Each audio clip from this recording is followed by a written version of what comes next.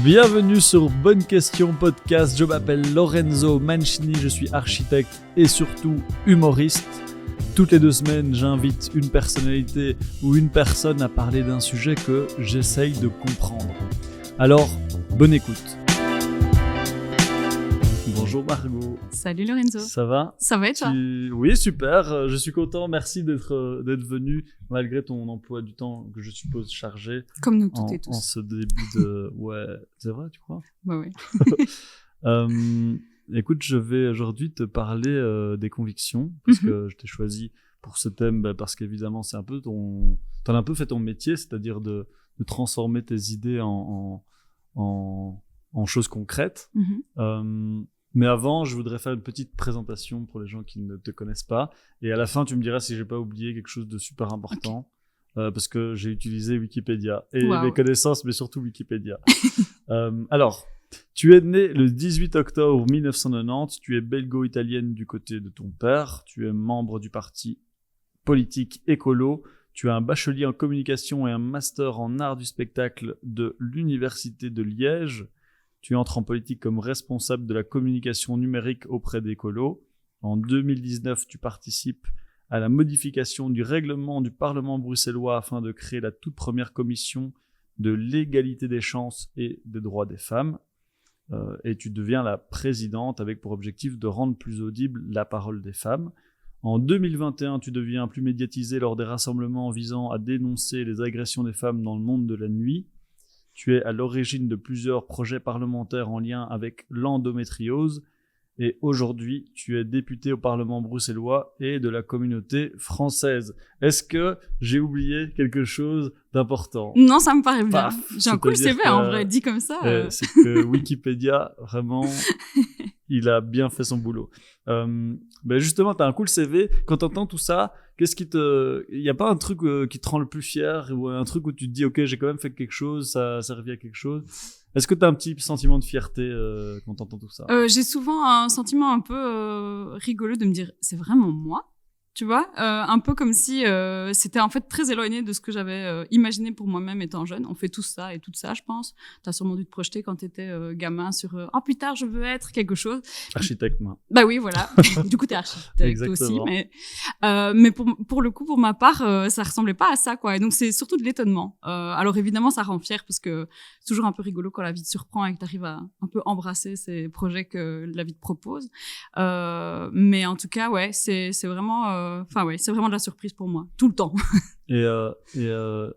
Donc, tu vois, t'en as fait ton métier, donc transformer tes idées en quelque chose de concret pour les gens, en tout cas pour une société que tu penses plus positive.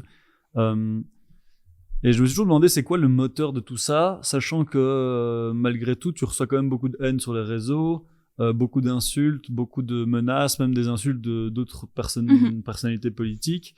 C'est quoi le moteur de base ? Est-ce que c'est une colère, une envie de justice ? Ou est-ce que c'est aussi peut-être juste le hasard qui a fait que tu t'es retrouvé dans le monde politique ?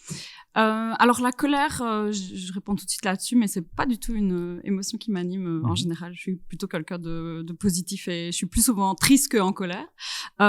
Donc pour le coup, non, c'est pas mon moteur, c'est pas celui-là. C'est étrange parce qu'en fait, moi, je viens d'une famille où la politique était pas forcément un sujet qu'on abordait. Tu vois, un milieu plutôt populaire où forcément mes parents étaient un peu engagés dans leurs valeurs, mais pas du tout dans les modes de politique traditionnelle, des élections, etc. Pour eux, ça restait très éloigné. Et du coup, je pense que c'était des gens qui vivaient avec des convictions, mais en faisant leur petit ménage, leurs petites affaires, etc.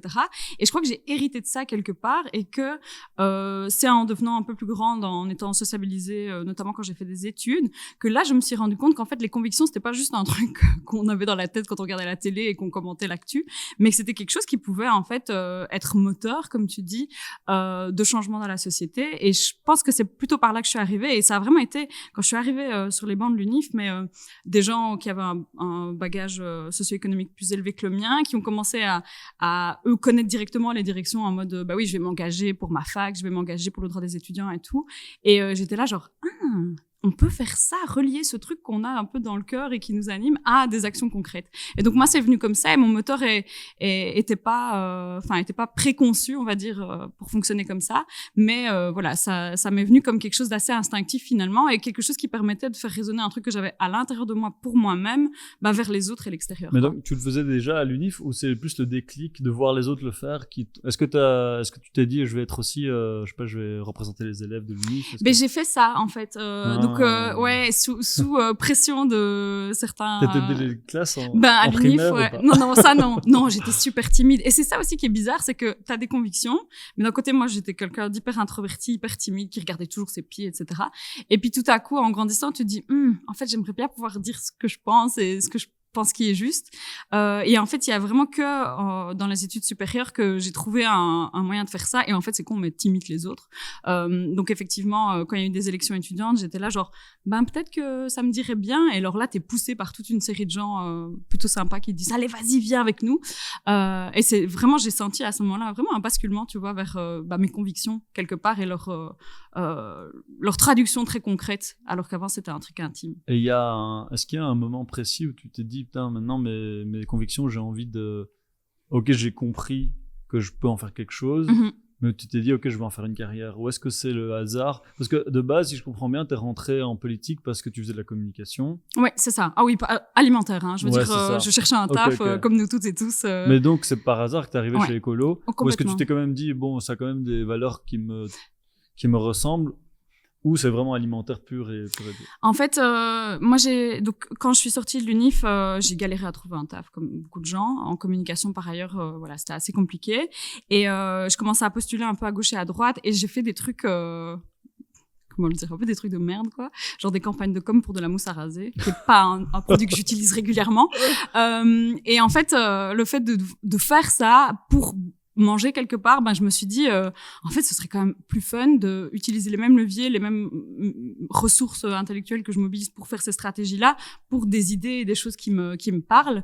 Et c'est comme ça qu'en tombant sur une annonce d'Écolo pour aller bosser au parti, je me suis dit tiens, un parti politique. Alors je pense que je l'aurais pas fait pour les autres, déjà parce que je savais bien de quel côté de l'échiquier mes idées se trouvaient, mais aussi parce que je n'avais pas envie justement de tomber dans un monde dans tous les clichés qu'on a sur la politique, tu vois, genre c'est des gens qui se connaissent tous entre eux, qui sont tout le temps en train de se rincer la patte, qui s'aident les uns les autres, mais qui en ont rien à foutre de la population, etc. Et donc moi j'avais envie d'un parti qui était clean, quoi, en tout cas dans ma perception.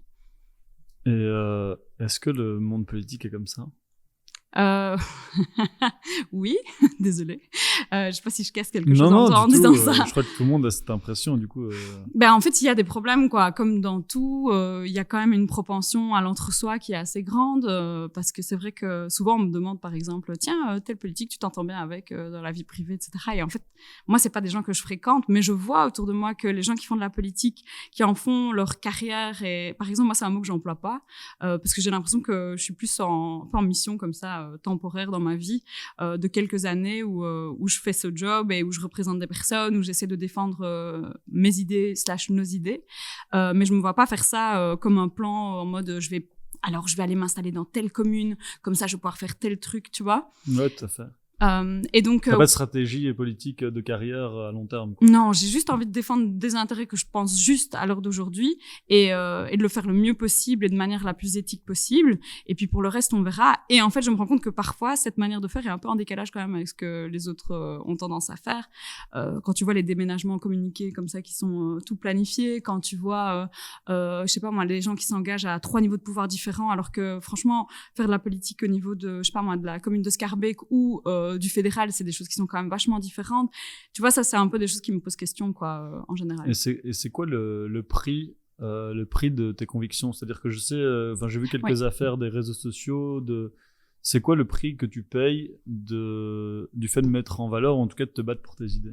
Je pense que c'est un prix qui est quand même élevé et qu'il faut sans cesse en tant qu'individu remettre dans la balance, et je pense que ça vaut pour tout dans la vie, hein. Dès qu'on fait quelque chose qui abîme un peu nos limites comme ça, c'est important de vérifier que en fait c'est toujours ok et que c'est toujours ce qu'on veut.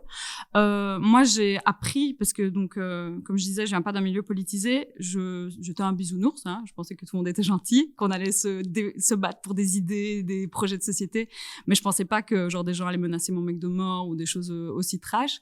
Et donc ce que je crois qui est important, c'est de se réinterroger en tant qu'individu tout le temps là-dessus, et surtout de pas penser qu'on est soi-même indispensable. Donc moi j'imagine qu'il y a 1001 autres versions de Margot dans la société qui pourraient très bien faire le taf.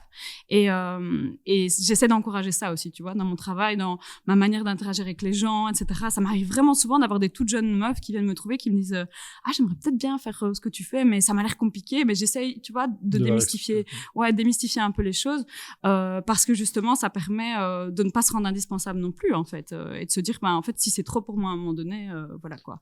Mais effectivement, je pense que donner son avis et défendre ses convictions t'exposera toujours plus que si tu dis rien. Et c'est quoi qui te fait garder le cap pour l'instant de ok, je surmonte tout ça et je continue quand même de le faire? C'est la reconnaissance. Je pense qu'on peut dire que l'humain fonctionne fort à la reconnaissance quand même. On aime bien quand les gens sont contents de ce qu'on fait, hein, que ce soit parce qu'on fait un spectacle et que tout le monde se fait un standing ovation. Voilà, je pense que c'est vraiment un truc qui est important. Et moi, pour le coup, la reconnaissance des personnes qui me disent des trucs genre, waouh, on n'avait jamais eu un tel écho en nous de prise de position d'une personnalité politique, ça c'est vraiment une reconnaissance qui est importante pour moi. Et donc tant qu'il y a ça, tu vois, ça nourrit un peu mon feu intérieur aussi, tout en sachant que voilà, le jour où, je sais pas moi, peut-être si j'ai des enfants et qu'elles ou ils se font menacer par intermédiaire de moi, enfin tu vois, là ce serait peut-être différent quoi. Ouais. Mais toi de base t'es experte numérique, enfin en tout cas c'est comme ça que t'es rentrée chez Ecolo. Tu penses quoi des réseaux sociaux aujourd'hui de manière globale, comme outil de communication et justement d'outils de communication de tes idées et de tes convictions? Est-ce que c'est un truc qui t'a apporté plus que ça t'a coûté? En fait, c'est un peu indispensable quand t'es nobody en politique, parce que si t'as pas le nom de famille ou la lignée politique d'un tel clan, etc., quand t'arrives dans le milieu, en fait, personne t'invite à faire des interviews, personne t'invite à faire des podcasts, enfin, tu vois, tout le monde s'en fout de ce que tu fais. Et du coup, pour moi, les réseaux sociaux, c'était un peu la seule option. Si je voulais faire un petit peu connaître ce que je faisais, c'était le seul moyen possible. Et donc, je les ai pris un peu par nécessité et aussi par facilité parce que du coup, je les maîtrisais. Et en fait, effectivement, c'est un peu à plein de tranchants différents, on va dire. Mais en tout cas, le fait de les utiliser, déjà, ça t'expose personnellement. Parce qu'aujourd'hui, c'est très difficile de juste parler de politique sur les réseaux. Il faut un petit peu donner de toi et montrer qui tu es, parce que sinon les gens ils zappent ton contenu. Si tu parles que politique tout le temps, voilà, il y a un truc d'identification qui est très fort et qu'on peut d'ailleurs discuter et qu'on peut remettre en question, mais en fait c'est là aujourd'hui. Et puis alors tous les écueils dont on a parlé, mais de harcèlement, de violence en ligne, etc. Mais néanmoins, je trouve qu'il y a un truc qui est vraiment super chouette, c'est que t'as pas d'intermédiaire. Donc c'est-à-dire que quand on faisait de la politique il y a 50 ans, t'avais ton journaliste qui venait t'interviewer, qui peut-être allait un petit peu voilà, et t'avais jamais le feedback du lecteur, quoi. Là, c'est direct. Genre, tu sors un texte de loi, tu expliques pourquoi tu l'as fait, les gens viennent te répondre et ils disent ouais, c'est super ou ouais, c'est de la merde. Mais tu vois, t'as vraiment. Ouais, c'est super direct, mais du coup, c'est le point positif et négatif, c'est que. Bien sûr. Mais en fait, moi, j'ai un vrai questionnement. Tu disais, quand on est personne, on a besoin des réseaux sociaux. En fait, j'ai l'impression que c'est un débat qui est en train de se mettre dans tous les milieux, c'est-à-dire que ce soit artistique, que ce soit du coup politique. J'avais jamais pris en compte ça en politique, mais aujourd'hui, moi, enfin, tu sais, je fais des spectacles d'humour. Aujourd'hui, si t'as pas de followers, les gens ils s'en foutent de toi, quoi. Ouais.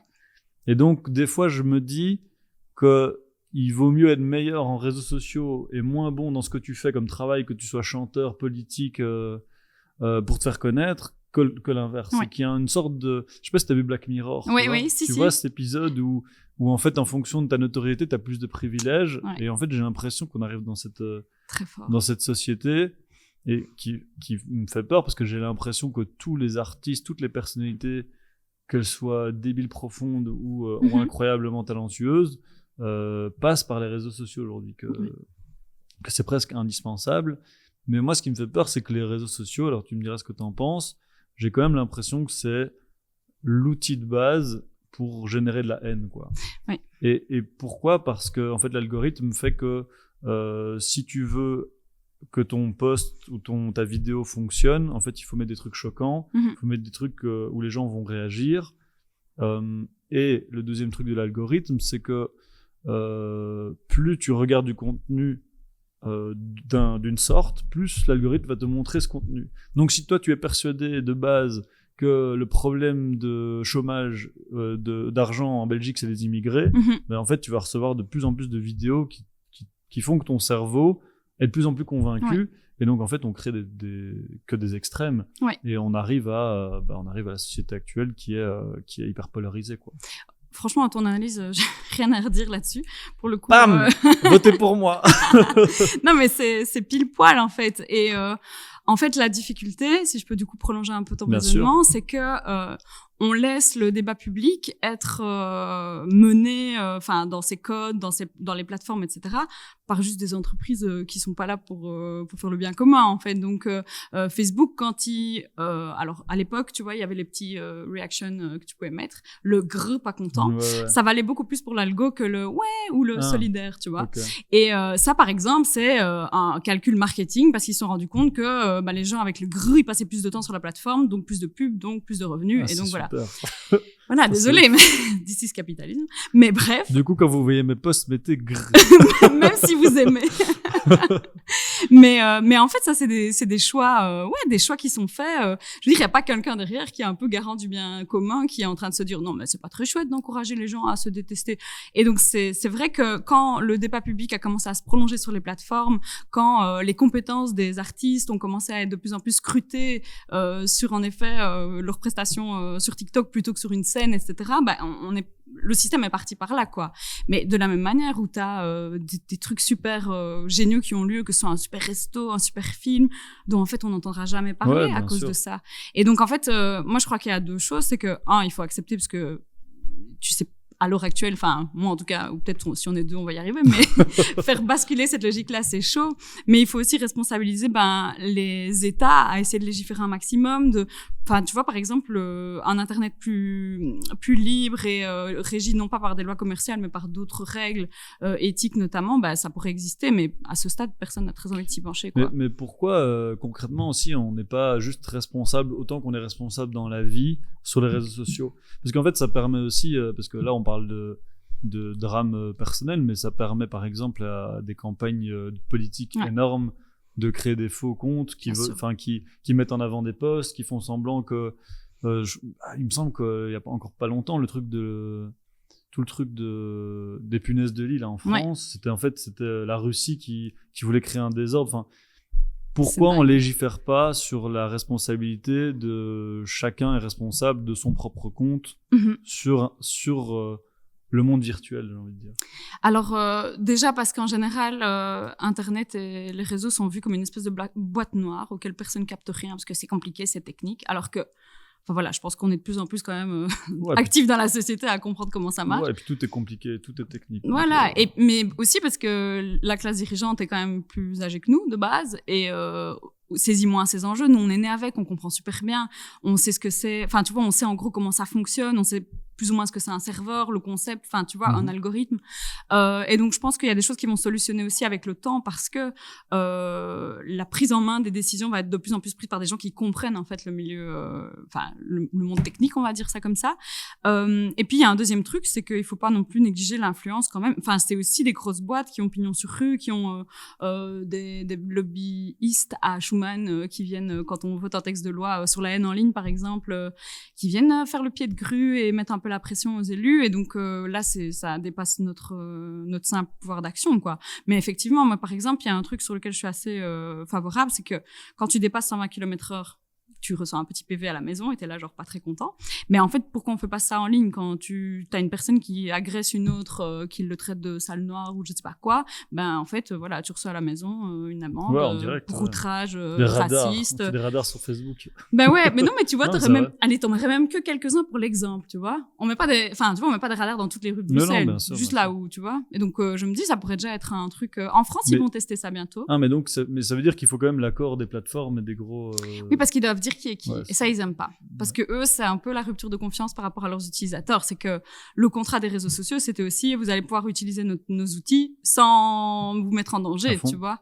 Et alors, parfois, c'est super parce que c'est des lanceurs d'alerte qui vont commencer à diffuser des documents hyper confidentiels sur une sale magouille qui a eu lieu. Puis des fois, c'est des mecs qui diffusent des news de meufs sans leur consentement, tu vois.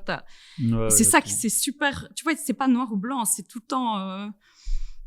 Et une question que je me pose, c'est est-ce que ça sert à quelque chose de partager des convictions sur les réseaux? Tu vois, par exemple, si je prends la guerre qui est en cours, là, que ce soit Ukraine-Russie ou avec l'Israël et la Palestine, est-ce que ça sert à quelque chose en tant qu'être humain de dire je suis pas d'accord? Est-ce que la classe politique, à ce moment, elle regarde les réseaux sociaux et elle se dit bon, mais ils ont l'air d'être pas tous d'accord, on va faire quelque chose, quoi? Alors, ça dépend quelle classe politique, encore une fois. Et effectivement, des fois, ça a l'air d'être un peu dilué. Néanmoins, des mobilisations en ligne qui ont permis des trucs. Je prends l'exemple du MeToo que j'ai beaucoup suivi.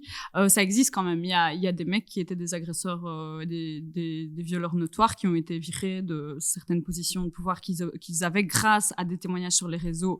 Ou après, on continue en justice, hein, mais tu vois, où le point de départ, c'est celui-là. Donc, je pense que ça sert quand même à quelque chose.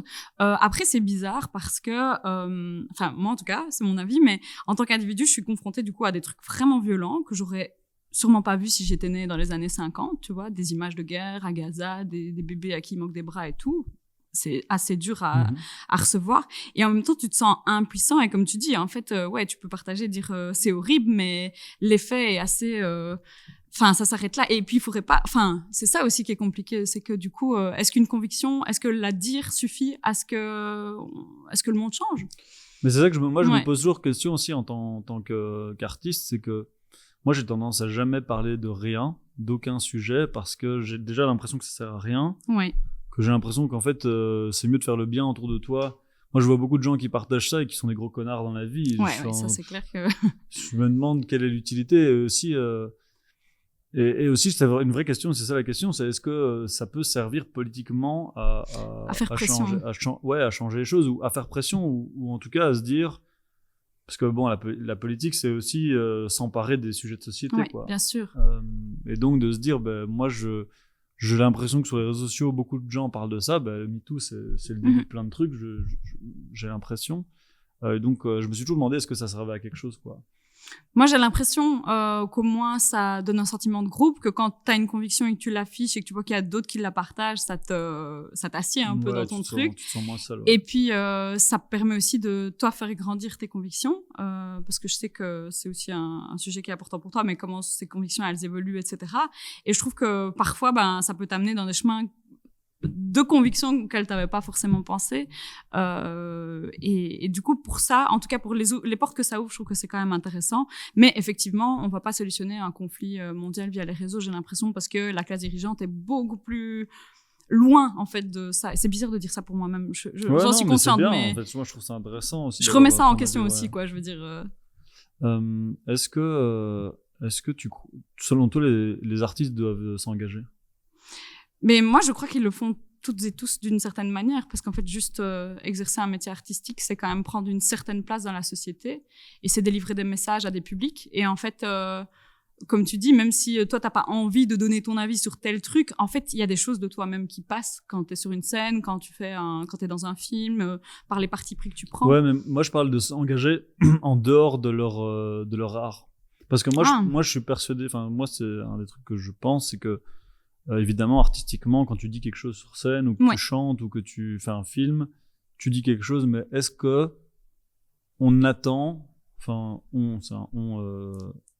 qui n'existe pas, mais est-ce que c'est utile, ou est-ce qu'on attend d'un artiste qui s'engage autrement que parce qu'il produit ou parce qu'il fait? C'est très personnel comme question. Moi, j'ai envie de dire, c'est pas le métier le plus nanti du monde. Donc, en fait, commencer à exiger des trucs de gens qui ont déjà... tu vois, pour qui c'est déjà... Tu peux parler plus des gens qui sont super connus et justement qui ont une influence et qui peuvent... Ah oui, ça, c'est ça, qui a une grande influence et qui ne s'en servent pas. Écoute, je sais pas, j'essaye de pas être le juge des autres, en fait, de base. Du coup, j'ai pas envie d'être tranchée, mais c'est vrai que c'est plus facile. Quand t'as, comme tu dis, 1 million d'abonnés sur les réseaux, si tu tu délivres un message, tu vois, Taylor Swift, il y a pas longtemps, qui a appelé à voter pour Kamala Harris. C'est clair que ça bascule vraiment un vote, en fait, de faire ça. Et donc, si elle arrive à nous débarrasser de Trump d'une certaine manière, je ne peux que l'en remercier, hein. Il y avait un truc genre, je crois que c'était Rihanna un jour qui avait dit que Snapchat c'était pourri. Et Snapchat avait perdu 10% en cote en bourse. Mais tu vois, c'est incroyable quand même, quoi. Mais après, est-ce que les artistes doivent devenir un peu des espèces de boîtes continues qui vont prendre position de tel sujet, ça, moi, j'ai pas envie de leur donner. Moi, c'est surtout, je trouve ça dingue qu'on demande à des gens qui ont aucune compétence de donner leur avis, quoi. Ah, mais ça, c'est le monde de moi, quand on me demande, je sais pas, de faire une chronique sur un sujet très précis, j'ai envie de leur dire, mais en fait, moi, je fais des blagues, quoi. Ouais. À quel moment mon avis est plus important que l'avis d'un citoyen lambda? Oui. Et ça aussi, c'est un truc que je me demande toujours à quel moment l'avis de Taylor Swift est plus important que l'avis de n'importe qui habite aux États-Unis. Ouais, de Walter qui habite dans le... Ouais, je vois exactement, ce que tu veux dire. Lui. Walter. Ouais, tu penses à lui aussi. Non, mais si, c'est vrai. C'est vrai que... C'est vrai, mais c'est très... Je sais pas si c'est inhérent à notre époque, en vrai. Parce qu'il y a toujours eu ce qu'on appelle des leaders d'opinion, tu vois. Avant, ils s'exprimaient dans les colonnes d'un journal. Enfin... plus avant encore sur des places publiques, etc. Donc ça a toujours existé, c'est très humain. J'ai l'impression d'avoir besoin de personnes qui vont prendre la parole pour pour asseoir une conviction et d'avoir des followers derrière. Enfin, tu vois, une audience derrière qui le suit. Mais oui, est-ce que, en tout cas, j'ai pas envie de rendre ça obligatoire, quoi. Ça, c'est sûr. Ok, j'ai un petit là pour essayer d'un peu de comprendre un peu tes convictions, j'ai un petit jeu où je vais te donner 10 points. Ok. Et tu dois me dire si t'es pour ou contre. Alors, c'est chaud. Je déteste quand c'est juste pour ou contre. Donc, si tu veux expliquer un peu, tu peux. Parce que je déteste les trucs pas nuancés. Donc. Oui, et c'est toujours en plus aux politiques on leur demande toujours. Oui, non, pour contre c'est horrible. Mais donc n'hésite pas si tu veux. Est-ce que tu es pour ou contre un revenu universel?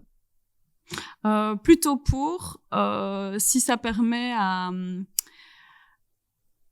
des personnes qui aujourd'hui accèdent pas à un certain niveau d'y accéder, avec la réserve qu'effectivement on risque d'enrichir des gens qui ont pas besoin de ça. Okay. Mais c'est facile à mettre en place. Du coup, plus que si tu dois commencer à demander à tout le monde de montrer patte blanche. D'accord. Pour ou contre la réduction du nombre de parlementaires? Plutôt pour. Pour ou contre l'abaissement de l'âge de vote à 16 ans? Pour. Pour ou contre la gratuité des transports publics? Super pour. Tu le savais, non? Ça, je m'en doutais un peu. Non, mais ça marche bien, en vrai.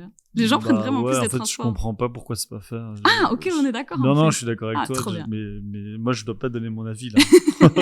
Pour ou contre l'obligation pour les entreprises de respecter la parité homme-femme dans les postes de direction? Ça dépend quelles entreprises. Les tout petites structures, c'est impossible. Donc, les gros mais donc, qui font sur beaucoup le d'argent. Principe, ouais. Okay. Je trouve que c'est intéressant, en tout cas. Pour ou contre la privatisation des services publics? Contre. Maman est fonctionnaire, je peux pas. Je me doute. Ouais, et puis c'est donner le pouvoir. Ok. Pourquoi je donne mon avis? C'est pas ça la question. On est en train de retourner l'interview, attention. Pour ou contre la suppression des quotas d'immigration? J'aime pas les quotas, moi, pour moi. Pour ou contre l'augmentation des dépenses militaires pour renforcer la sécurité nationale? Je crois, le bisounours c'est bac, mais j'ai toujours un peu J'aime pas la guerre. Ouais, c'est chaud. Pour ou contre l'enseignement de la politique à l'école? Oh, super pour qu'on l'enseigne. Et pour ou contre un référendum national pour chaque réforme majeure? Plutôt contre.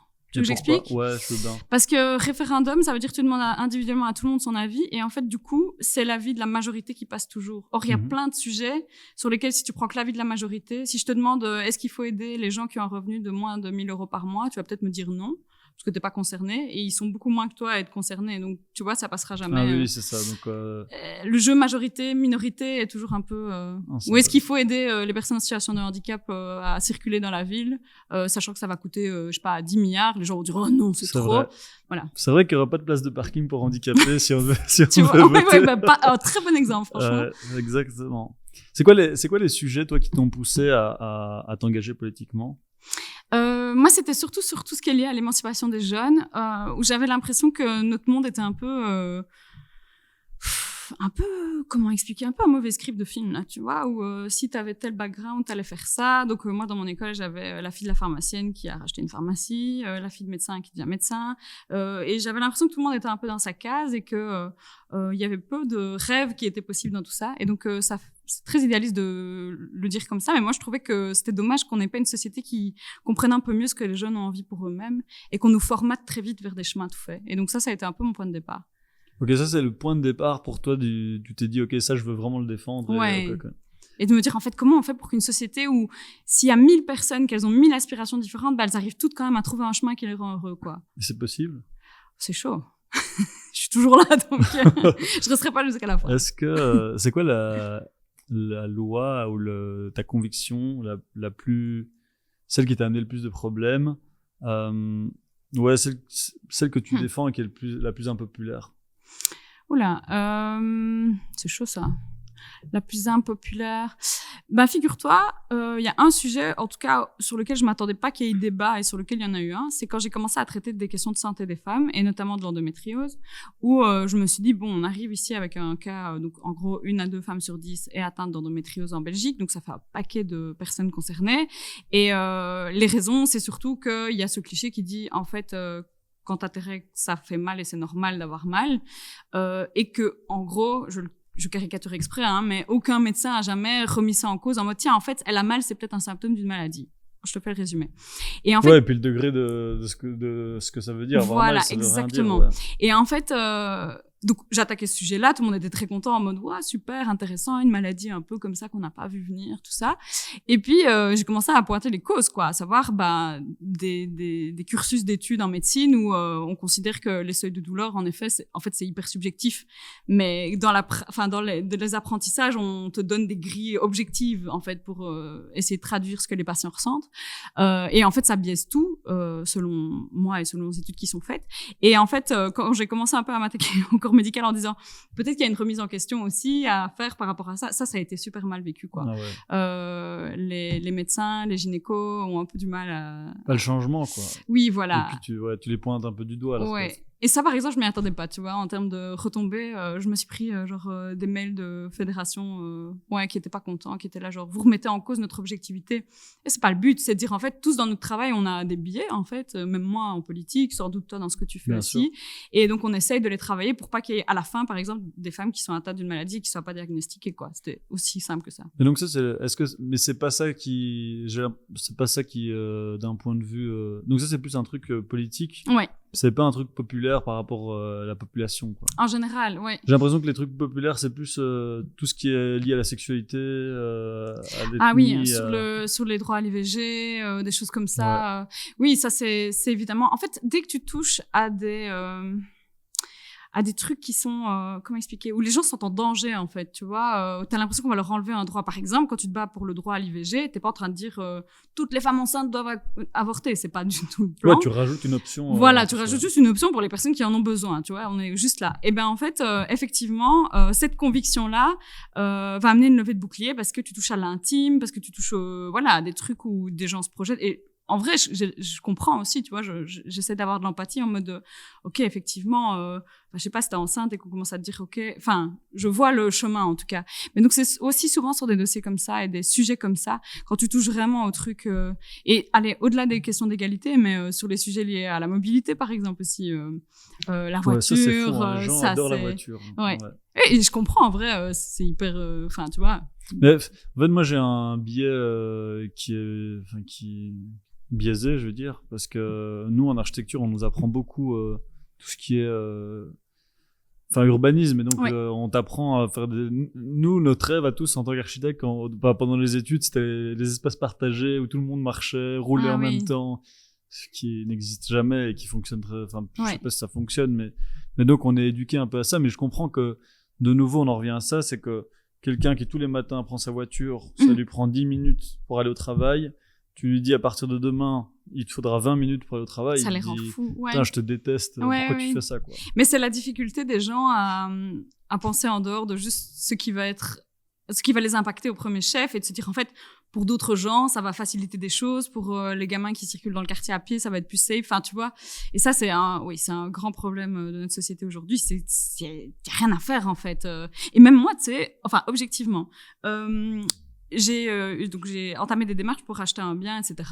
Et t'as une question d'un abattement fiscal qui peut intervenir ou pas avec des critères, machin.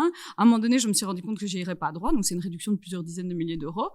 Ça fait chier quand il n'y a pas droit. Ouais, mais en même temps, c'est aussi parce que c'est solidaire, c'est aussi parce que moi, j'ai les moyens enfin, tu vois, de par mon boulot, etc. Et donc, en fait, c'est contre-intuitif, mais tu dois en fait te dire, OK, en fait, effectivement, pour moi, voilà, mais en fait, pour d'autres gens, c'est la seule garantie que ça existe, quoi. Mais c'est dur de faire ce dézoom. Il y a sûrement des moments où je le fais pas, hein. Enfin, je dirais pas. Et toi non plus. Moi, j'y arrive. La question que moi je me pose, c'est est-ce qu'on défend pas toujours, est-ce qu'on n'a pas des convictions au final qui défendent nos intérêts, quoi. Moi, j'ai vraiment l'impression, par exemple, que beaucoup de gens sont de gauche jusqu'à ce qu'ils deviennent riches, et puis ils sont de droite, quoi. C'est ça qui est. Ouais, mais c'est ce qu'on reproche aussi à la classe politique, hein. Ouais, mais bien sûr, c'est qu'en fait, j'ai l'impression que c'est très peu utopique en termes de société, de modèle. C'est juste, en fait, tu défends. On en revient à la voiture, tu défends ta petite voiture, tu défends le fait que tu as envie d'aller en vacances avec l'avion. Mais est-ce que du coup, en tant que politique aussi, est-ce que ces convictions, elles évoluent pas en fonction de... Elles sont pas à géométrie variable, tu veux dire? Ou...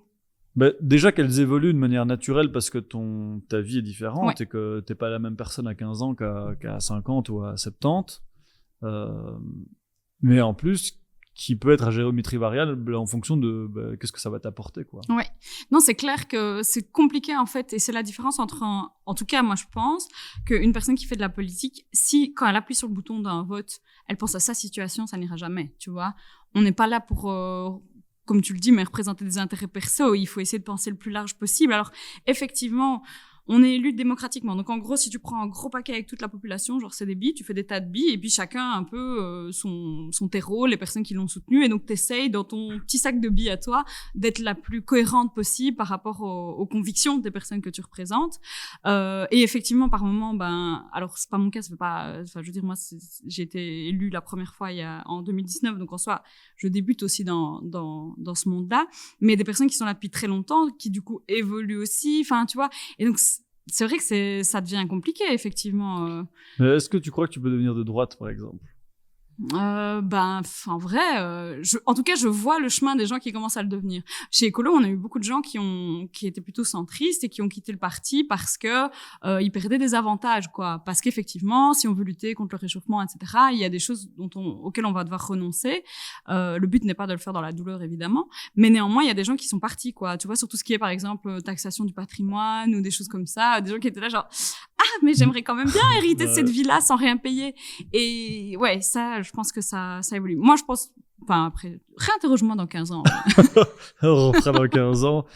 Tu te souviens de ton passé de gauche? Je serais une grosse fâchée horrible, là, tu vois. Ouais, mais, enfin, je sais pas, moi, en fait, aussi, je trouve que c'est toujours très réducteur, aussi, de définir si on est de gauche ou de droite. Mm-hmm. Moi, j'ai fait le test, là, tu vois, le test qu'on fait avant de voter. Ouais, très bien. J'avais, je sais pas combien il y avait de partis, mais j'avais X% de tous les partis. Donc, je me suis vraiment dit, mais qu'est-ce que je suis, en fait? C'est pour ça que c'est une vraie question que j'ai profondément des convictions, parce que je me demande comment on peut être sûr aussi de ses idées, quoi. Mais par exemple, est-ce que pour une personne comme toi, les droits des étudiants et des étudiantes, ça a encore un sens? Ou comme t'es plus aux études, t'as un peu perdu de vue ce truc-là? Mais moi, je suis très utopiste dans ma manière de réfléchir, et je réfléchis plus utopiste, c'est peut-être pas le bon mot, mais je suis idéaliste. Donc, moi, en plus, il y a une certaine logique que si les étudiants sont heureux, ils deviennent des personnes, des adultes, des bonnes personnes, entre guillemets. Bon, je bisounourcise le discours, mais tu comprends.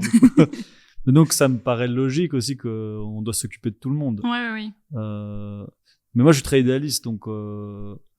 Mais j'ai du mal aussi à me dire que... En fait, j'ai du mal à avoir des positions très fortes sur certains sujets, parce que je me dis que peut-être que dans 2 ans, je penserai différemment. Oui.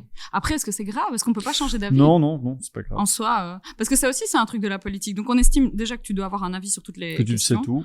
C'est fou, quoi. Il y a des trucs, je suis désolée, mais moi, j'ai pas vraiment d'avis. Et en fait, je pense que c'est mieux comme ça. je sais pas moi, par exemple les bails sur l'énergie, tu vois, Ouais. c'est des sujets tellement techniques. Alors je sais que j'aime pas trop le nucléaire, parce que j'ai vécu à côté d'une centrale nucléaire quand j'étais petite et que ça me faisait peur. Mais au-delà de ce type de... En fait, Oui. il faudrait tellement de connaissances pour savoir trancher quel est le bon modèle énergétique pour la Belgique que... Ok, je vois les horizons et les enjeux, mais j'ai pas vraiment un avis Ouais. super intéressant, quoi. Et ça, c'est marrant, parce que par exemple, les journalistes, ils cuisinent souvent sur des sujets et t'es là genre, comment dire? J'avais peur quand j'étais petite. Ouais, c'est ça, c'est très peur. Mais donc, ouais, donc, je pense qu'il y a de ça, en fait, c'est qu'on n'est pas obligé d'avoir un avis sur tout, et surtout que ça peut changer, et on peut se tromper. Et c'est pas parce qu'on fait de la politique que, je sais pas moi, on s'est dit, tiens, telle mesure, ça va être super, on la met en place, puis on se rend compte que ça marche pas aussi bien que ce qu'on aurait espéré, ben, on corrige, en fait. Et je crois que on gagnerait collectivement à ce que ce soit plus toléré des deux côtés, en fait, et par les citoyens et citoyennes, et par les politiques, de se dire, ok, en fait, c'était une mauvaise mesure, on n'aurait pas dû la mettre en place comme ça, on change, quoi. Ouais, mais ça, c'est impossible. Moi, j'ai ça en architecture avec mes clients. Au début, quand j'ai commencé, j'osais pas dire que je savais pas. Parce que j'avais l'impression... Sur une question technique ou quoi? Ouais, sur n'importe quelle question, j'avais l'impression que je devais tout savoir. Et en fait, c'est... En architecture, c'est accepté que tu dises, en fait, je sais pas, je vais aller voir. Mais en politique, j'ai l'impression, c'était un débat, j'en sais rien, Kamala Harris contre Trump et qu'elle dit souvent, en fait, je sais pas. Ouais. Bah, en fait, elle se fait défoncer. Ouais, quoi. de ouf. Alors qu'en soi, bon, après, peut-être qu'à ce niveau, elle a assez de conseillers et de conseillères pour l'aider à se faire des opinions, Ouais. quoi. Tu sais que, je sais pas si tu sais ça, qu'elle s'entraîne, tu sais pas Dis-moi non. Elle s'est entraînée, enfermée dans un hôtel pendant 5 jours avec un gars déguisé en Trump. Pour parler avec elle. Et je trouve ça incroyable. C'est un bon truc. On devrait tous faire ça chez nous, en fait. Ouais, mais il y en a trop. Ouais, c'est ça. J'ai une question incroyable que je pose tout le temps. Quel cours tu ajouterais à l'école si tu pouvais ajouter un cours pour les élèves, et quel cours tu supprimerais? Ah, je peux supprimer un truc là maintenant. Ah ouais. Je vais me faire haïr, c'est pas grave. Vas-y. Les maths, c'est vraiment compliqué, quoi. Non, mais ça, c'est un truc personnel. Ouais, de fou. Ok. Ah oui, pardon, oui, j'ai parlé avec mon cœur, C'est là. pas du tout, ouais, c'est pas du tout politique. C'est bien, hein. Non, parce que Tu détestais ou quoi? Bah, en fait, j'ai toujours eu beaucoup de mal. Et par exemple, des cours de stats où il y avait un objectif derrière, je voyais le plan. Mais tout ce qui est algorithme, truc de Pythagore, etc., je trouvais ça hyper abstrait. Et moi, j'ai du mal. J'ai besoin que les choses aient un... Voilà. Donc, désolée, j'ai supprimé un cours de maths comme ça. Si tous les profs de maths m'entendent, je suis désolée. Et donc, c'était une conviction personnelle. Je sais pas... comment est-ce qu'on pourrait construire un truc? Il y a déjà des choses qui ressemblent un peu à ça, hein, mais des cours, ce qu'on appelle citoyenneté, mais bon, ce mot est un peu éculé, donc du coup, des fois, il perd un peu son sens. Mais sur ce que tu disais un peu de comment être un citoyen chouette, en fait. Alors, faut pas le brander comme ça, sinon on va se faire torpiller. La team des anti-bisounours. Mais en tout cas, de se dire, en fait, ok, on est en train de préparer des enfants et des ados à être actifs dans la vie. Et donc, en fait, il y a des choses auxquelles ils vont être confrontés, tu vois, genre, je sais pas, signer un contrat de travail, voter, et en fait des cours conséquents, donc pas 1 heure tous les X mois où le prof est absent ou la prof est absente, mais vraiment un truc qui t'apprend un petit peu la vie entre guillemets. Je trouve que ce serait quand même vachement utile. Mais après, si tu vends ça comme des cours de vie, les gens vont te tuer, quoi. Non, mais c'est marrant parce que ce que tu dis, c'est vraiment ça. C'est que moi, j'ai l'impression qu'on apprend tellement de choses comme les maths, mais les maths poussées, évidemment, pas calculées et tout. Ouais, et on stigmatise les maths en vrai. Ouais, mais comme moi, j'ai fait des cours de latin, Ouais. il y a des trucs où je me dis, mais à quel moment j'utilise ça dans ma vie? Mais par contre, à aucun moment, on t'apprend la sexualité, Ouais. on t'apprend c'est quoi être heureux, Ouais. on t'apprend, comme tu dis, c'est quoi être, comment allez, tu dois remplir une fiche d'impôt, comment tu fais, enfin, tu vois. Ouais, tout à fait. Et je me demande si, parce que c'est des programmes évidemment qui évoluent, mais si tu regardes l'école de manière générale, depuis que ça, enfin, j'en sais rien, depuis que ça existe, c'est un prof, un tableau, des élèves assis, quoi. Et ça a pas changé depuis le tout début. Ouais. Pourtant, la société elle évolue, quoi. Et pourtant, t'as plein de profs qui essaient de faire autrement, quoi. Tu vois, par exemple, nous, le Parlement est ouvert au public et à plus forte raison aux classes. Et donc, t'as plein de profs qui, dans leur cursus, viennent 2 fois par an, par exemple, visiter le Parlement, débattre avec des élus sur des sujets. Parce que, je sais pas, ils ont une séquence sur un truc, je sais pas moi, sur la démocratie. Et donc, ils veulent savoir faire un petit débat sur les dangers de l'extrême droite avec des élus. Enfin, tu vois, il y a vraiment... Avec les élèves? Ouais, avec nous et des élèves. C'est incroyable, quoi. Après, ils sortent de là et ils ont compris plein de trucs, en fait. Et donc, je pense que, en effet, ça reste une institution qui est un peu, cadenassée. Alors, pour plein de raisons, mais qui gagneraient à aussi revoir, enfin, tu vois, les trucs des rythmes. Moi, je fais partie des gens qui ont souffert quand j'étais ado de devoir me lever à 6h15 du matin pour aller à l'école parce que j'étais assez loin et en fait franchement je pense que mes dernières années j'étais en dépression à cause de ça et c'était pas pour aller à l'école le problème, c'était pour le fucking réveil à 6h15. Ça m'a laissé un trauma incroyable où j'ai toujours dit moi si j'ai des enfants j'habite à côté de l'école, je veux pas leur infliger ça, mais tu vois les rythmes et tout, tu vois que partout dans le monde c'est pas la même chose, genre donc, comme tu l'as dit au début, je suis italienne et par exemple, mes cousines, elles avaient des pauses d'après-midi un peu où elles avaient le temps de rentrer chez elles, voilà, la sieste. La vraie vie. Et elles reprenaient après la journée un peu plus tard et donc elles restaient. Mais tu vois, et donc on n'interroge pas les rythmes, par exemple, scolaires. Et alors quand on y touche, parce qu'on a essayé de faire ça au Parlement sur les vacances, tu vois, on a récupéré pour avoir moins un gros bloc de 2 mois en été, mais un peu dispatcher des pauses pendant l'année. Purée, quoi. Enfin, franchement, il y a quasiment... Les Flamands, l'ont pas fait. Hein. Non, ils ont pas fait. Et du coup, il y a une disparité. Du coup, c'est le bordel. C'était un enfant dans... Voilà. Mais il y a beaucoup de gens qui ont fait des levées de boucliers et c'est vrai que c'est bizarre et je n'explique pas pourquoi on n'arrive pas plus à faire évoluer le mode d'enseignement alors que l'intelligence pour le faire, elle existe, tu vois. Je veux dire, il y a plein de gens qui sont hyper déter là-dedans. Ouais, et puis avant, t'avais un prof, il frappait limite les élèves. Alors, je dis pas que c'est bien du tout, mais aujourd'hui, t'as toujours un prof, mais avec des élèves qui sont plus du tout... qui ont plus du tout la même relation avec leur prof. Quoi, donc, mais tu sais qu'on a voulu faire passer un texte à la fin de la législature dernière. Pour ramener le bâton. Non, justement, pour faire interdire les punitions collectives en classe. Le débat était hyper tendu, quoi. Tu vois, c'est ce truc où si personne ne se dénonce, tout le monde va en retenue. Et en fait, il y a des partis qui veulent pas ça, qui disent qu'il faut laisser les profs réfléchir au mode de punition aussi, et qu'en fait, ça leur appartient et que voilà, on doit pas s'y Mais laisser donc, dans les études pour être prof, il n'y a pas de théorie là-dessus? Ben si, je pense. Enfin, j'ai pas fait de cursus, mais je pense que si. C'est juste des manières d'interpréter les choses et en soi, c'est chouette. Enfin, comme je dis, tu vois, si ça permet des trucs positifs, mais parfois, ouais, effectivement. Alors, pour la suite, moi, j'avoue que je suis très optimiste dans la vie, mais je suis très pessimiste sur l'être humain de manière générale. Ok. En fait, c'est mon analyse, hein. Si je regarde l'être humain depuis toujours, il a fait des guerres, des viols, des trucs horribles. Et moi, j'ai l'impression juste que l'être humain de nature, il est mauvais. J'aimerais bien avoir ton avis là-dessus. Et puis, je vais te poser toute une série de questions un peu pessimistes sur l'être humain. Et je compte sur toi pour me ramener de l'optimisme. C'est le moment un peu badant. Non, c'est pour parler après, c'est pour parler de sujets que tu abordes beaucoup sur les réseaux, tout ça.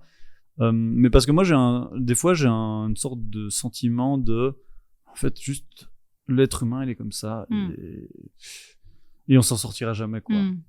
Je comprends. Et en même temps, si on commence là-dessus, je vais m'effondrer sur la table et me mettre à pleurer. Non, mais effectivement, il y a plein de choses. Mais on est beaucoup aussi, et il y a beaucoup de problèmes et de difficultés qui créent des gens comme ça. Enfin, tu vois ce que je veux dire? Moi, autant je pense qu'on choisit de faire le bien, autant parfois je crois qu'on est un peu poussé à faire le mal. Tu vois ce que je veux dire? Que, en fait, alors ça n'est pas une excuse pour les personnes qui font des choses pas. Mais quand tu dis c'est quoi? C'est la société, tes conditions. Ouais, les contextes, le fait que tu t'as rien à bouffer, le fait que tu rames, le fait qu'on t'a violenté toi-même, ça crée en fait ça aussi dans la société. Alors, c'est pas une excuse, je le répète, mais ça a tendance. Et donc moi j'ai tendance à me dire, me sentir mieux, qu'en fait si on commence à réparer la société à tous les niveaux, en fait ça va diminuer cette mauvaise nature humaine, tu vois. Je pense pas qu'on soit prédisposé à des trucs. Je pense que l'égoïsme par exemple c'est un truc qui s'acquiert avec le temps, l'éducation et le contexte dans lequel tu évolues, et du coup je me dis que si au plus on va guérir, au plus les gens seront chouettes, quoi. Mais tu vois, par exemple, si on prend le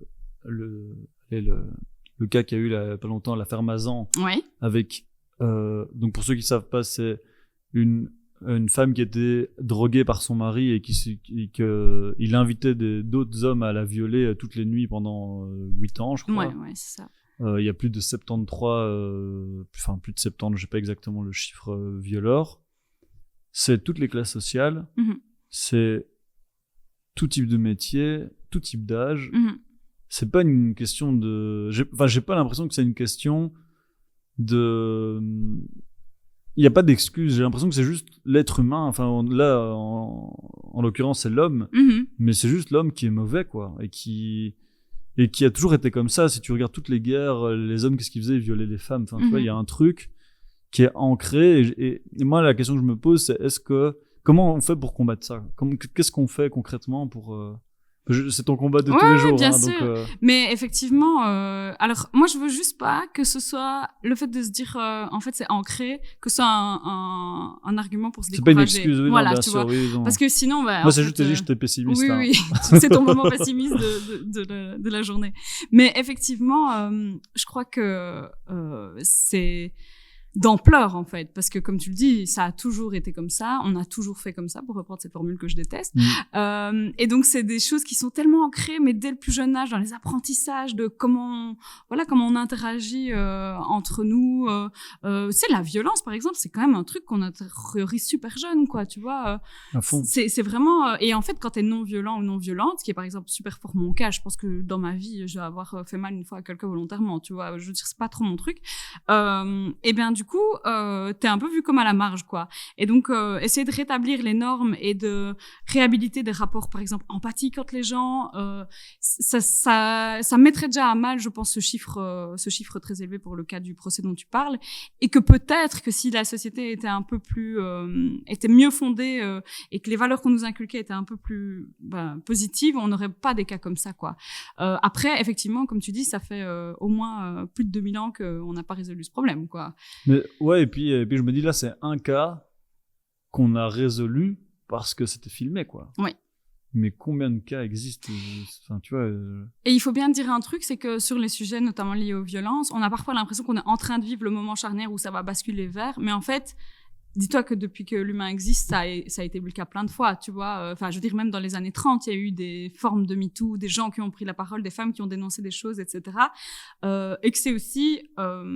j'essaie souvent de l'exprimer comme ça, mais le fait de couper l'histoire en petits morceaux pour éviter qu'on se souvienne qu'on a déjà eu des grosses mobilisations et tout, c'est aussi une manière de maintenir un certain ordre établi, un ordre violent pour le coup. Et donc, je pense que déjà de rétablir la continuité de tous ces combats-là, de ces convictions-là dans la société, le fait de les documenter, de les historiser, d'en faire des films, d'en faire des livres, etc. C'est des choses qui vont quand même fort changer. Je pense qu'effectivement, par exemple, comparé à la génération de ma mère, on en parle un peu plus, mais ça veut pas dire que du temps de ma mère, on n'en parlait pas. Et donc, ouais, petit à petit, moi, je suis team petit pas, tu veux faire comment? Non, je suis complètement d'accord, mais donc le message aussi que tu dis, c'est en fait, il faut jamais lâcher parce qu'en fait, on a déjà fait des avancées avant, sauf qu'on les oublie, quoi. C'est ça. Et qu'on a des nouveaux modes d'oppression qui arrivent, tu vois, comme on dit, les réseaux sociaux, c'est une nouvelle donne sur laquelle ces oppressions-là recommence à s'exercer. Et donc à chaque fois en fait il faut réfléchir et il faut se recombattre. Et après moi je fais partie des gens qui pensent que c'est un changement qui est positif en fait, et que même je sais pas, le jour où j'ai des enfants et que ma fille me demandera un peu, tu vois, ce qui s'est passé, les grands cas que l'histoire va mémoriser sur les violences et autres, j'ai envie de lui expliquer positivement aussi, tu vois, et de lui dire mais en fait on est arrivé à obtenir ça, on est arrivé à obtenir des centres de prévention contre les victimes de violences, pour les victimes de violences sexuelles, on a changé telle loi, maintenant il y a le consentement dans la loi grâce à des gens comme nous qui avons milité, enfin tu vois, donc je pense que ça fait ces petits pas, quoi, quand même. Faut être optimiste en fait. Mais le monde est compliqué. Non, en vrai. T'as raison, moi c'est plus une forme pour te poser des questions et pour avoir des réponses positives, mais c'est clair que tous les petits changements, je pense, en tout cas que les nouvelles générations sont déjà beaucoup plus ouvertes à toutes ces questions. C'est clivé, hein. Donc chez les jeunes... Ouais, il y a aussi tout un mouvement masculin un peu qui sort... Très réac, très conservateur. Est-ce que c'est pas très réseaux sociaux et du coup minoritaire, ce truc? C'est quand même beaucoup de gens. En tout cas, l'étude, je crois que c'est américaine qui était sortie là-dessus, ça foutait quand même un peu les boules, parce que c'est vraiment des idées de...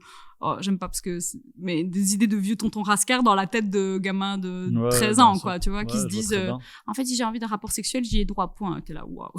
Ça va être compliqué de démystifier ça. Et ça vient de quoi? Ça vient en réponse au mouvement féministe. Parce que les masculins de base, si je ne me trompe pas, c'est les mecs c'est des hommes qui se sentent un peu comme opprimés par le féminisme et le fait qu'ils se sentent un peu marginalisés parce que c'est des hommes, quoi. C'est ça, ouais. Alors, pour une part, en tout cas, c'est des mécanismes comme ça. C'est les modèles, j'ai l'impression qu'on parle d'une voiture, de type incel, tu vois, des hommes qui considèrent que les femmes les ont toujours repoussés, que donc il y a une espèce de rejet comme ça qui apparaît. Après, à mon avis, tu as 3 milliards de profils psychologiques différents, soyons clairs. Mais effectivement, il y a un rejet et alors, au plus on en parle, au plus on affiche ces convictions-là, au plus on risque de créer en effet des gens qui vont se rétracter, qui vont être de plus en plus radicaux dans ce qu'ils pensent, qui vont de plus en plus truster les plateformes pour faire des vidéos et les diffuser sur ces sujets-là. Mais ouais, moi je pense que la solution verra en tout cas, tu vois, de mobiliser ces capacités humaines qu'on peut avoir. Par exemple, quand il y a eu le Covid, j'aidais les animatrices du groupe de solidarité à Bruxelles. C'était rigolo quand même à voir, tu vois. C'est pas... Et attends, ça consistait en quoi leur... C'était un groupe sur Facebook où les gens qui avaient des difficultés liées au Covid pouvaient demander de l'aide. Par exemple, moi je suis à Riz, j'ose pas sortir de chez moi, est-ce que quelqu'un peut aller faire les courses, etc. Et là, tu vois quand même que la nature humaine n'est pas si mauvaise, parce que t'as cette corde empathique qui peut exister et qui peut être activée par certains moments. Et donc, ce qu'il faut espérer, c'est qu'on arrive à faire un monde qui l'active le plus possible et qui justement, tu vois, si on nous montre des guerres toute la journée, des conflits, c'est compliqué aussi d'entretenir ça. Et qu'est-ce qu'on fait pour justement pour pas créer ce genre de mouvements qui vont contre? En fait, j'ai l'impression, c'est aussi les réseaux sociaux, c'est que dès qu'on crée un mouvement qui va vers une évolution positive, t'as l'inverse qui se crée directement quelques années plus tard, quoi. Ouais. Comment on fait? Je crois qu'on n'a pas le choix, non? Enfin, je sais pas. Alors là, c'est moi qui deviens pessimiste. Je sais pas, parce que j'ai l'impression que tu peux être le plus didactique du monde, le plus positif en essayant de prendre, là on parle du coup de féminisme, prendre les hommes par la main et leur dire voilà comment est-ce qu'il faut faire. En fait, même ça marche pas très bien, quoi. Mais, ouais. Et puis même dans les mouvements, le féminisme, ça veut rien dire. Dans le féminisme, t'as plein de paroles différentes. Et moi aussi, c'est un truc que je me demande si... Après, c'est de nouveau, c'est bisounours, c'est idéaliste. Et comment on fait pour juste vivre en paix, quoi. En tout cas, c'est ça qui est... Alors moi, c'est un peu mon travers, c'est que moi, j'ai l'impression qu'il y a un peu un devoir qui pèse sur moi, en tout cas, je le mets pas vers toi. Mais par exemple, en étant engagé en politique, à justement veiller à ça, tu vois. Par exemple, je suis quelqu'un qui... Toi, tu dis veiller à ça, excuse-moi, veiller à quoi? À être exemplaire, notamment. Par exemple, moi, j'essaye pas, je n'agresse pas les autres, quoi, tu vois, sur ce qu'ils sont, sur leur intégrité, sur... je vais pas commencer, même... Moi, j'aime bien faire ça. Oui, c'est ça, je sais à quoi, c'est la même personne. Mais tu vois, genre, sur les réseaux sociaux, je vais pas commencer à dire à une élue MR, même si je suis à l'opposé de ses idées, grosse connasse, dégage de là. Pardon, je dis plein de gros mots, peut-être que... Mettra des bips. Ouais. Non, on s'en fout, ça s'en fout. Mais tu vois, je ferai jamais ça, quoi. Et donc, je me dis quand même, quand t'es public et que, voilà, tu dois quand même faire un peu preuve d'exemplarité. Et peut-être que ça aussi, ça va inspirer, parce que on sait qu'aujourd'hui, on est quand même, comme on dit, influencé par des images, des personnes qui font des trucs d'une certaine manière. Et je pense que dans la manière qu'on a, nous, en tant que personnalité publique, qui prennent des décisions de faire les choses, il y a quand même beaucoup de choses qui sont scrutées, quoi, tu vois. Et je pense que, ouais, commencer par appliquer à nous-mêmes nos valeurs d'empathie, d'éthique, de solidarité, c'est quand même quelque chose qui est important, quoi. Alors, ça va pas empêcher les masculins d'exister et de nous haïr, etc. Mais à un moment donné, je crois que, ouais, c'est inévitable. Et donc, il faut juste mettre en place des mécanismes pour se protéger, pour pas qu'il y ait des gens qui se fassent assassiner, des choses comme ça. Mais qu'au final, c'est inévitable. Ouais.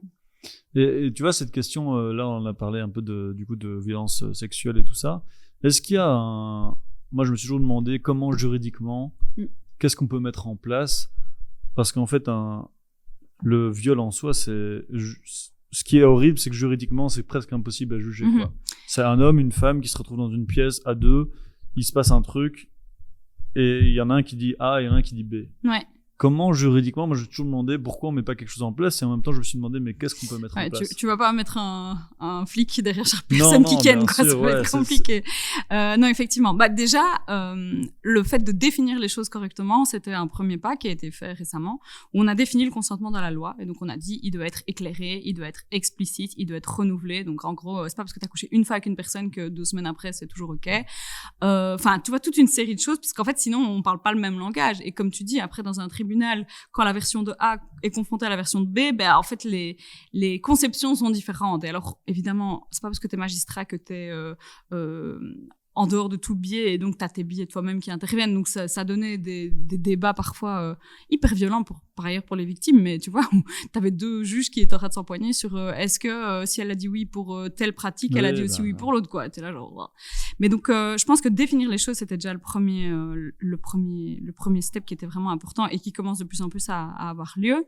Deuxième chose, c'est d'expliquer en fait ce qu'on entend par là, parce que effectivement, si tu vas pas, comme on disait tout à l'heure, mais dans les classes, expliquer ce que ça veut dire en fait de consentir à un acte, à une relation sexuelle avec quelqu'un dès le plus jeune âge, t'as des ados qui arrivent avec des conceptions, je sais pas moi, qui sont un peu construites par ce qu'ils ont vu en fait, donc le porno, les discussions entre copains, et qui arrivent dans des relations avec d'autres personnes et qui ont genre aucune idée de quoi on parle. Et donc je crois que c'est ça qui est notre gros point faible aujourd'hui, c'est que parce que c'est tabou et que c'est du domaine de l'intime, que c'est dans une chambre dans laquelle il y a que 2 personnes, enfin en général, et ben du coup on n'en parle pas, mais en fait c'est pas pour ça. Enfin oui, tu vois, il faut ramener un peu de. Et donc ça c'est plus une question d'éducation et de. Ouais, et super fort. Et je pense que. Mais c'est pas une réponse juridique, quoi. C'est plus une réponse.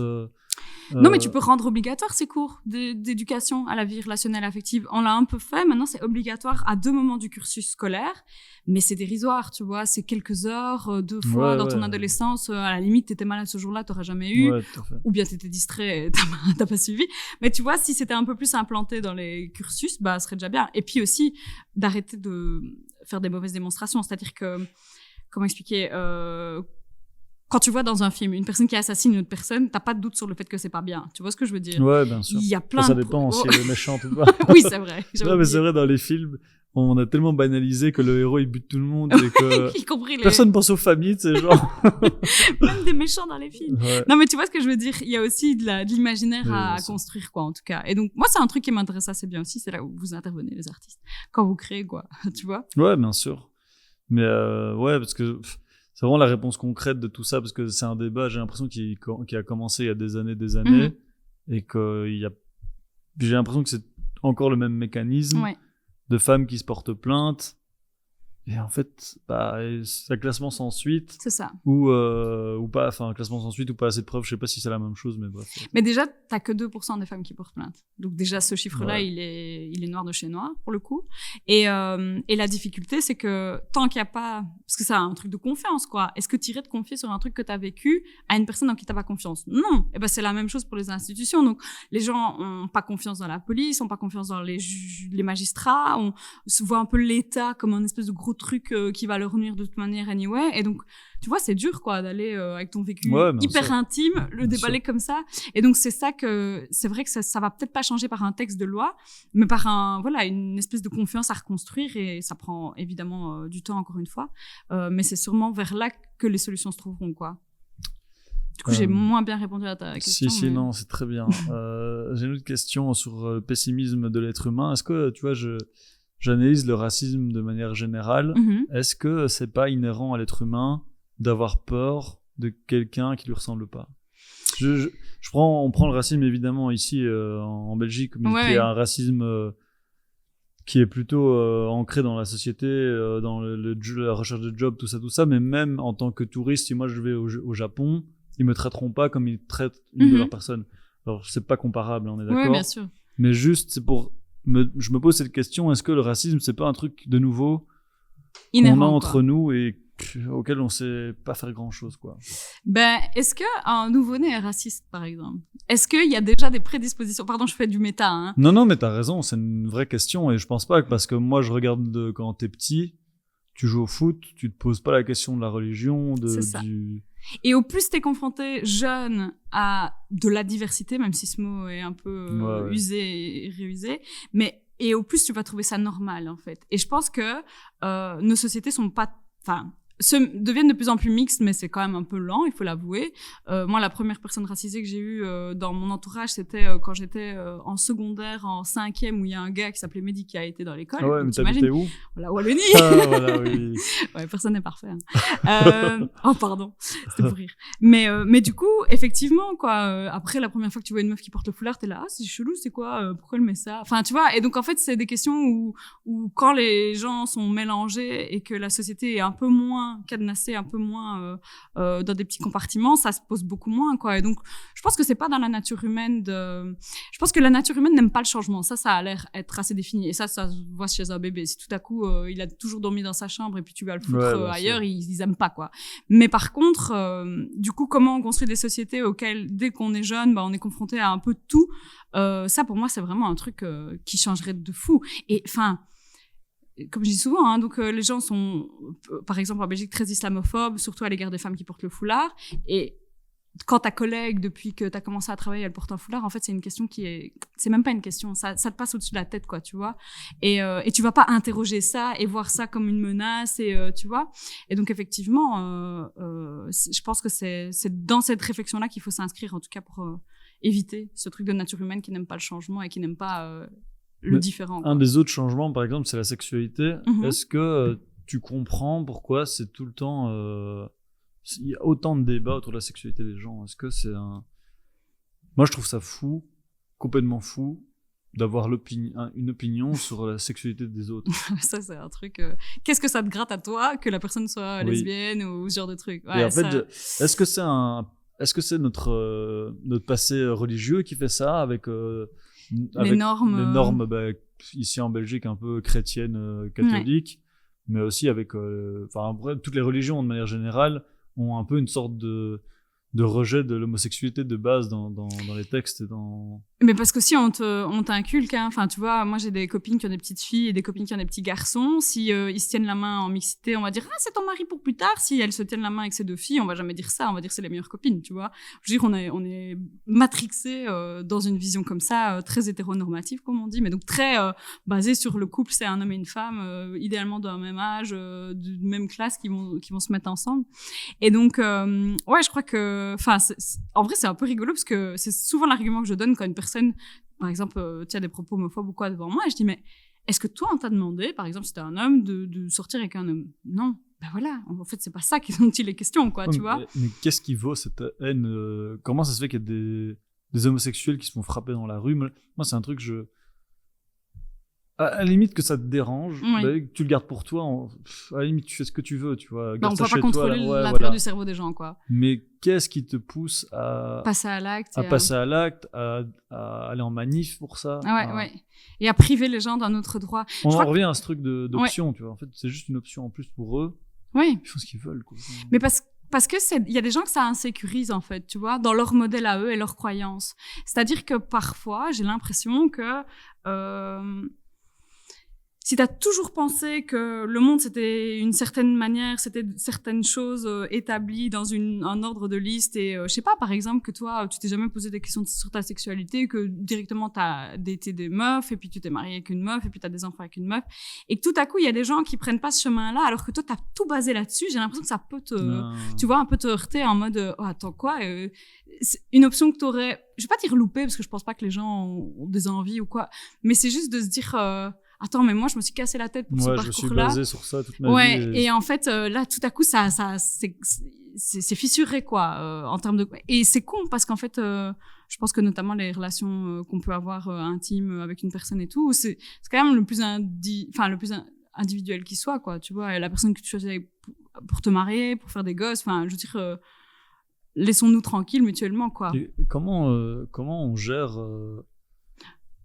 Moi, j'avais un autre truc, mais oui, et aussi que ce discours est utilisé par des gens qui ont des convictions homophobes et qui instrumentalisent le débat, en font des modèles de gens qui dysfonctionnent. Tu vois, une star qui va faire son coming out et que tout à coup on va boycotter de ouf, ou des choses comme ça.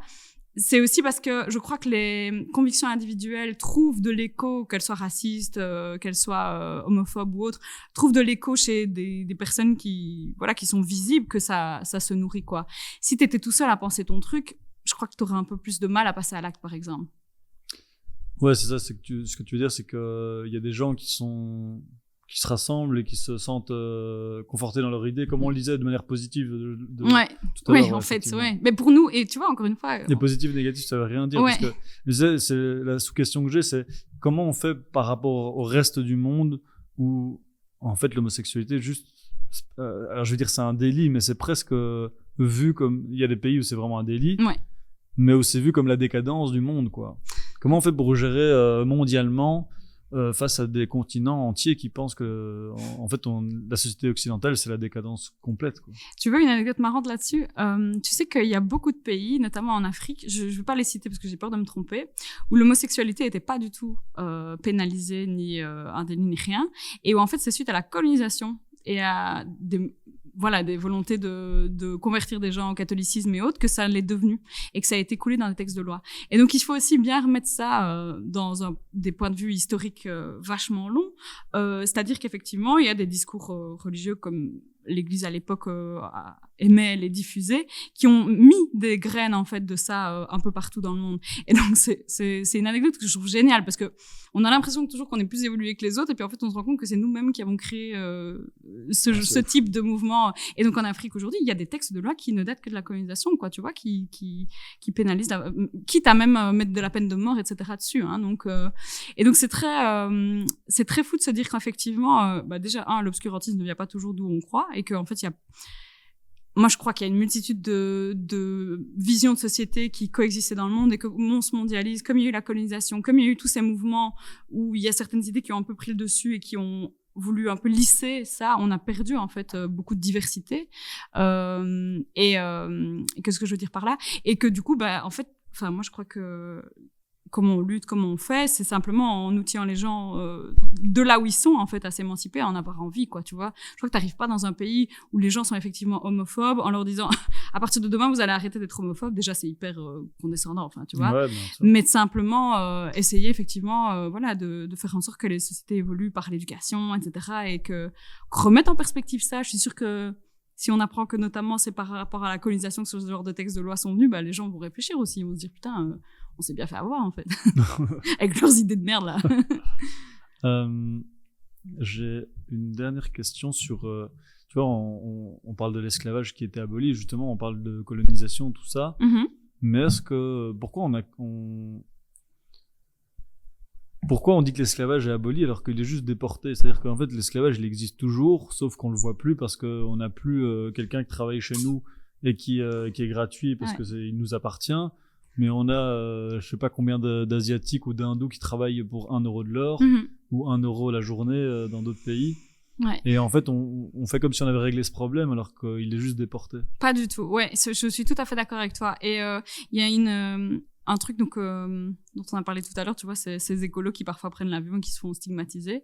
Et par exemple, j'ai jamais vu une personne de gauche, quelle qu'elle soit, un socialiste ou autre, se faire épingler parce que par exemple, il portait un vêtement de fast fashion, quoi, tu vois. Et en fait, tu dirais vraiment qu'il y a une partie de ce type de phénomène qui existe. Alors je pense à tout ce qui est lié à la mode parce que c'est vraiment à la fois pour le climat et l'environnement quelque chose de terrible, mais aussi du point de vue des droits humains, mais aussi sur tout ce qui est numérique, hein. Les esclaves les esclaves modernes les plus répandus, c'est ce que par exemple Amazon a appelé les mechanical turks, je sais pas si tu sais, donc les turcs mécaniques. Et donc c'est ces personnes qui sont pas payée quasi pour commencer à trier des objets et à dire ok, en fait si elle a eu envie d'un biberon, elle va peut-être avoir envie d'un jeu pour enfants. Et fait tu crois que tes algos sont tous automatiques, mais tes algorithmes ils doivent être drillés par de l'intelligence humaine en fait. Et donc ça me fait toujours marrer moi le terme intelligence artificielle, sachant qu'en fait c'est juste basé sur du savoir d'humain et sur des gens sous-payés qui à un moment donné ont défini que biberon égale livre pour enfants, quoi, tu vois.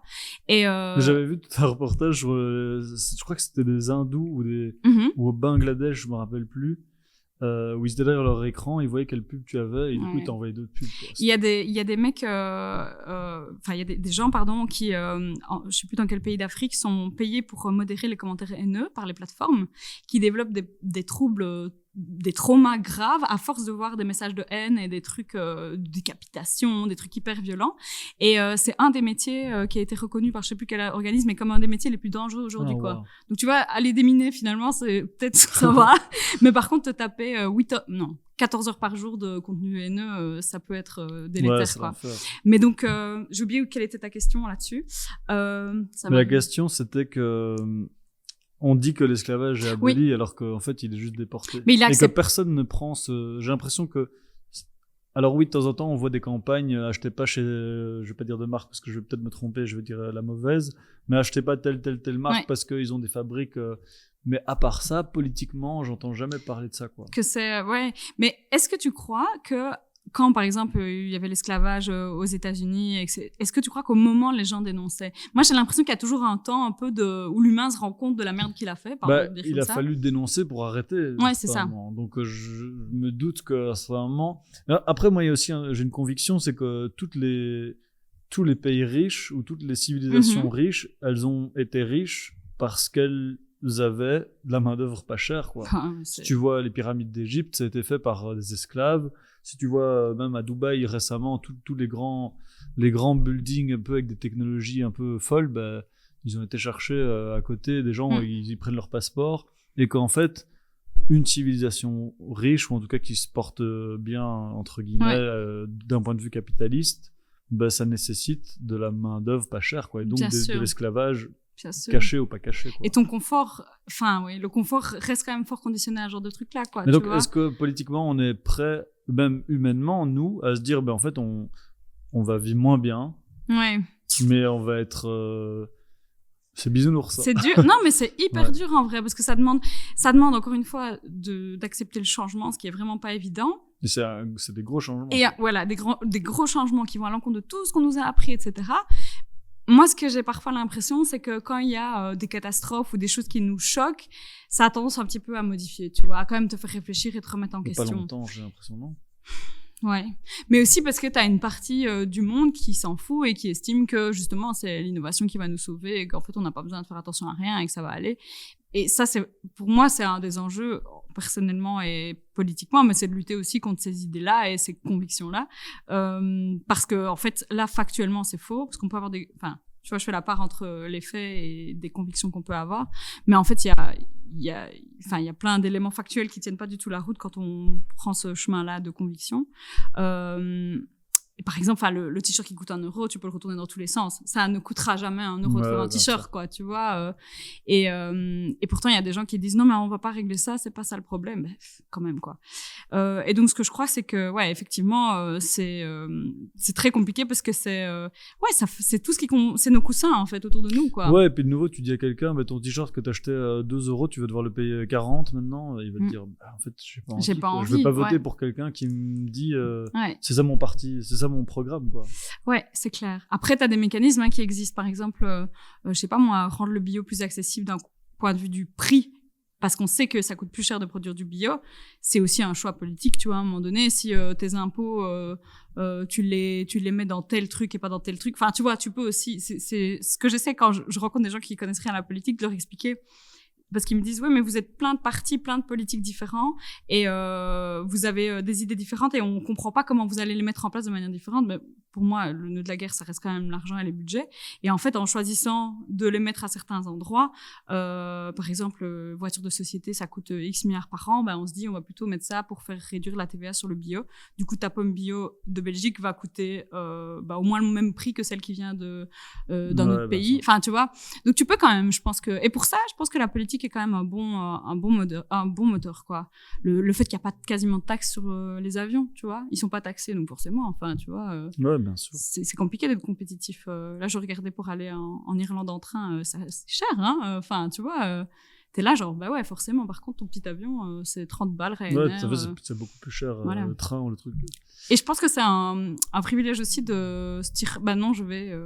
ça en est un, mais de se dire, OK, je renonce à ça et je fais le truc plus cher, plus chiant, plus long. Oui, bien sûr, bien sûr. Pour terminer, est-ce que tu crois que... Saint-Nicolas. Est-ce que tu crois à Saint-Nicolas? Est-ce que tu crois que l'art peut être une manière de faire passer des convictions? Ouais, de ouf. Moi, il y en a plein qui me sont venus parce que j'ai vu ça dans des... Mais donc, est-ce que c'est pas le moyen le plus soft par rapport à la politique ou par rapport à... Ouais, soft, ça dépend quoi. Hein. Oui, ça dépend. Il y en a qui... Le plus... Enfin, alors, je vais prendre le rire parce que c'est parce que c'est le domaine que je connais le plus. Tu peux dire des trucs horribles, faire comprendre des idées à quelqu'un, juste parce que ta méthode de communication, elle est chouette, quoi. Ouais. Je suis la première à faire des vannes sur le décès de mon père. J'adore faire ça. Ouais, en fait, moi, ça me fait du bien. Ouais, et en même temps, pour les autres, à chaque fois, c'est le malaise. Ils sont là, genre, j'ai envie de rire, mais en même temps, c'est horrible. Tu vois. Mais donc, effectivement, ouais, je pense que, et pour le coup, l'humour est un super, c'est vraiment un domaine d'art qui est hyper important pour la société parce que déjà, je pense que les gens ont besoin de rire. Ça, vous avez ça dans votre assiette de ça se voit, il y a de plus en plus d'humour partout, donc c'est aussi un peu un moyen de, tu vois, de pallier à tout le reste que tu vois. Enfin, tu vois, une vidéo de Gaza, puis t'as besoin aussi de ça.